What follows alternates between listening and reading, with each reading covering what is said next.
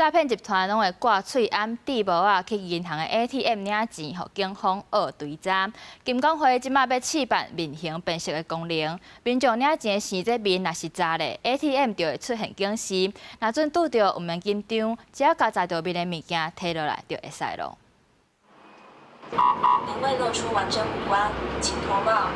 民众若咧领钱的时，听到警示的声音，还是画面出现提醒的字，先毋免紧张，只要甲查到面的物件摕落来就好咯。会有这款机制，是因为诈骗车手定会挂喙暗底帽啊等等，利用银行 ATM 犯罪，互警方真恶掠人。根据中央社的报道，为着要防止诈骗，金管会有甲中国信托、国泰含第一等5间银行合作，运用面部辨识，有500多台 ATM 会出现警示。那目前也已经有部分的银行在试办当中，那也会有其他的银行陆续加入。如果民众在使用 ATM 的时候有看到提醒的画面，或者是听到提醒的语音的话，那希望能够尽量的配合来脱下口罩或者是安全帽。金管会表示，各间银行的做法拢无共款，不过上大的关键是呼吁民众领钱时莫查到面。根据警政署的统计，敢若去年10个月诈骗报案的，就有14294件，财损的金额超过66亿，诈骗是有影真济。针对银行 ATM 试办面部辨识的方式，反诈骗联盟表示肯定，若是实行方式引起不方便，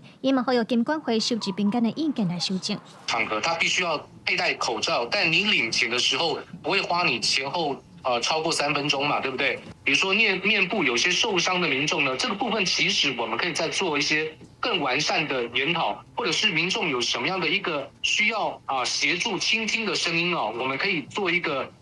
反馈，让整个制度呢更严谨。金管会表示，目前是鼓励银行合作试办，未来敢会扩大试办，嘛会经过含政府、跨部会、银行等各方面检讨评估了后，再过来做决定。记者卢尚珠、郑俊尧台北报道。